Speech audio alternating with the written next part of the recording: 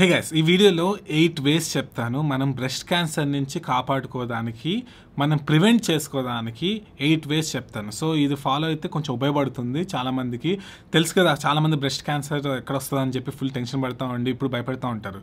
So ఒకవేళ మీకు ఈ వీడియో వాల్యుబుల్గా అనిపిస్తే వాళ్ళతో షేర్ చేయండి, ప్లస్ మీ ఇంట్లో వాళ్ళకి కూడా షేర్ చేయండి, అందరూ షేర్ చేయండి. ఎందుకంటే ఇలాంటి తెలుసుకోవడం వల్ల ఇంకా ధైర్యంగా ఉంటారు. తర్వాత మనం ఎప్పుడైనా గుర్తుపెట్టుకోండి, prevention is better than cure. So ఈ వీడియో ఆ బేస్ మీద చేస్తున్నాం. అయితే దీంట్లో ఎటువంటి ప్రోడక్ట్స్ గురించి చెప్పాము, ఎక్కువ మనీ ఖర్చు అయ్యేది కూడా చెప్పాము. మ్యాక్సిమం ఏంటంటే ప్రాక్టికల్ సొల్యూషన్స్ చెప్తాం, అది కూడా న్యాచురల్గా. సో ఫస్ట్ పాయింట్ సడన్గా షాకింగ్ అనిపిస్తుంది, ఉమెన్కి ఏంటి ఇలాంటి పాయింట్స్ చెప్తున్నాను అనుకోవచ్చు, కానీ అయినా చెప్తున్నాను ఎందుకంటే ఈ మధ్య చాలా చూశాను కాబట్టి చెప్తున్నాను. ఉమెన్ ఇప్పుడు చాలామంది ఏంటంటే స్మోకింగ్ స్టార్ట్ చేశారు. అది మీకు తెలుసు, ఈ మధ్య సినిమాలు చూసినా లేకపోతే బయట జనరల్గా చూసినా కూడా మీకు అర్థమవుతూ ఉంటుంది. సో అందుకని ఈ పాయింట్ చెప్తున్నాను, స్మోకింగ్ ఆపేయాలి. స్మోకింగ్ అనేది స్టైల్ కాదు. అది ఎన్నిసార్లు ఎన్ని వీడియోస్ చేశాను, స్మోకింగ్ స్టైల్ కాదు. ప్లస్ అసలు స్మోకింగ్ అనేది ఒక డెత్ హ్యాబిట్. అసలు బేసిక్గా ఎవరు చేసినా అది దారుణంగా అవుతుంది. సో బేసిక్ ఏంటంటే స్మోకింగ్ అనేది ఆపేయాలి. ఎందుకంటే స్మోకింగ్ చేయటం వల్ల 2-3 టైమ్స్ మోర్ రిస్క్ వస్తుందంట బ్రెస్ట్ క్యాన్సర్కి. ఎస్పెషల్లీ ఏంటంటే ఒకవేళ ఫ్యామిలీలో జెనెటిక్స్లో అంటే ఇప్పటివరకు ఎవరికైనా బ్రెస్ట్ క్యాన్సర్ లాంటివి వస్తే ఇలాంటి స్మోకింగ్ చేయటం వల్ల అనవసరంగా మీ వైపు తెప్పించుకుంటున్నట్టు. సో బేసిక్ స్మోకింగ్ వల్ల హార్ట్ డిసీజ్, లంగ్ డిసీజ్ అవన్నీ ఒకటే అనుకుంటారు, కానీ క్యాన్సర్స్, ఇలాంటి క్యాన్సర్స్ కూడా 2-3 టైమ్స్ రిస్క్ పెరుగుతుందని తెలుసుకోండి. సో ఒకవేళ స్మోకింగ్ చేస్తే ఆపేసాను. చాలామంది ఈ మధ్యన చేస్తున్నారు, నేను చూశాను. సో అందుకని ఈ పాయింట్ ఇంక్లూడ్ చేయాల్సి వచ్చింది. సెకండ్ పాయింట్, ఇప్పుడు మన ఛానల్ చూస్తుంటే మీకు అర్థమవుతుంది ఏంటంటే షుగర్స్ కంట్రోల్ చేయాలి, షుగర్స్ తగ్గించాలి. ఏంటి తినే ఫుడ్లో షుగర్ కానీ ఫ్రక్టోస్ కానీ మనం తగ్గించేయాలి. టూ మచ్ షుగర్ తినడం వల్ల మంచిది కాదు.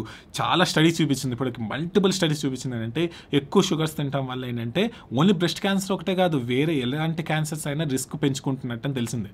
సో ఎన్నో స్టడీస్ చెప్పింది కాబట్టి ఒకవేళ మీరు ఇష్టం వచ్చిన ఎక్కువ షుగర్ తింటా ఉంటే తగ్గించేయండి. థర్డ్ వచ్చి చాలా ఇంపార్టెంట్ ఏంటంటే ఐడిన్ అనేది ఎక్కువ తీసుకోవాలి. చాలా స్టడీస్ చూపించింది ఏంటంటే ఐడిన్ అనేది తీసుకుంటే బేసిక్గా ఈ బ్రెస్ట్ క్యాన్సర్ అనేది రిస్క్ తగ్గుతున్నట్టు చాలా స్టడీస్ చూపించింది.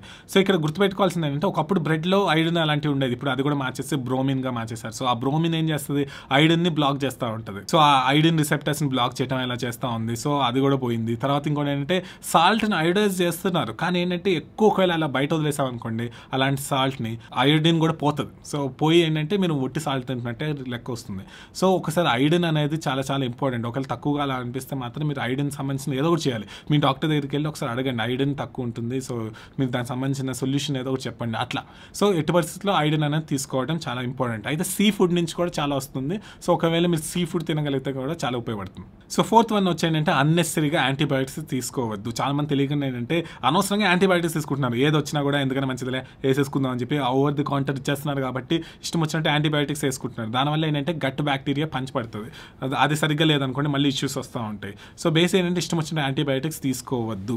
ఒక మంచి లైఫ్ స్టైల్, మంచి డైట్ తీసుకుంటే గట్ బ్యాక్టీరియా అనేది చాలా మంచిగా ఉంటుంది. సో ఫిఫ్త్ వన్ వచ్చి చాలా మందికి తెలియదు ఏంటంటే సోయ్ ప్రోడక్ట్స్ తీసుకోవద్దు. సోయాబీన్, సోయ్కి సంబంధించి ఉంటాయి కదా, అవి తీసుకోవద్దు. ఎందుకంటే అది ఫైటో ఎస్ట్రోజన్. ఇప్పుడు మామూలుగా ఏంటంటే ఎస్ట్రోజన్ లాగా మిమిక్ చేసేసి ఏంటంటే అది ఒక రాంగ్ పాత్వేస్ క్రియేట్ చేసేస్తుంది. సో దానివల్ల ఏంటంటే రిస్క్ పెరుగుతుంది, బ్రెస్ట్ క్యాన్సర్ అలాంటిదని తెలిసింది. సో బేసిక్ ఏంటంటే ఫర్మెంట్ కాకుండా ఉంటే సాయిని టచ్ చేయొద్దు. ఫర్మెంటెడ్ ప్రోడక్ట్స్ ఓకే, ఇప్పుడు జపాన్, చైనా అలాంటి చోట్ల ఫర్మెంట్ చేసుకొని తింటారు, సాయిని డైరెక్ట్గా తీసుకోరు. సో సాయికి సంబంధించిన ప్రోడక్ట్స్ అసలు జనరల్గా అవాయిడ్ చేయడం బెస్ట్. ఎంతో రీసెర్చ్లు ఉన్నాయి, చాలా కాంట్రవర్సీస్ ఉన్నాయి సాయి మీద. సో సాయి సంబంధించిన నేను తీసుకోవద్దు. సో తర్వాత దీని గురించి నేను 100 సార్లు మాట్లాడాను. Vitamin D or vitamin D అనేది ఎక్కువ ఉండాలి, మీరు టెస్ట్ చేసుకోవాలి. వైటమిన్ డి తక్కువ ఉంటే బ్రెస్ట్ క్యాన్సర్కి రిస్క్ అదొకటే కాదు, చాలా క్యాన్సర్స్కి రిస్క్ పెరుగుతుందని తెలిసింది. సో వైటమిన్ డి అనేది తక్కువ ఉంటే ప్లీజ్ ఏదో ఒకటి చేసి చేయండి. అయితే నేను వీడియో చేశాను రీసెంట్గా. సో మీరు చూడండి, వైటమిన్ డి తక్కువ ఉంటే సిమ్టమ్స్ ఏం చెప్తుంది బాడీ, మనం ఎలా పెంచుకోవచ్చు అని వీడియో చేశాను. సో ఎట్టి పరిస్థితుల్లో ఆ వీడియో చూడండి, లింక్ కూడా పెడతాను. సో అది వైటమిన్ డి అనేది చాలా పవర్ఫుల్, మీకు తెలియట్లేదు కానీ. సో ఎన్నో ఫంక్షన్స్కి వైటమిన్ డి చాలా important. So vitamin D test ఒకసారి చేయించుకోండి, ఎందుకని మంచిది కదా. తర్వాత వెయిట్ అనేది తగ్గాలి. నిజంగా వెయిట్ అనేది తగ్గాలని చెప్పి ఎన్నో స్టడీస్ చూపించింది. వెయిట్ తగ్గితే మీకు చాలా రిస్క్ తగ్గుతుంది క్యాన్సర్స్. ఓన్లీ బ్రెస్ట్ క్యాన్సర్ ఒకటే, చాలా టైప్స్ ఆఫ్ క్యాన్సర్స్ నుంచి కూడా కాపాడుకోవచ్చు. సో అయితే మన ఛానల్లో ఎన్నో వీడియోస్ ఉన్నాయి వెయిట్ లాస్ మీద, ఆ ప్లేలిస్ట్ కూడా ఉంది, మేము లింక్ పెడతాను చూడండి.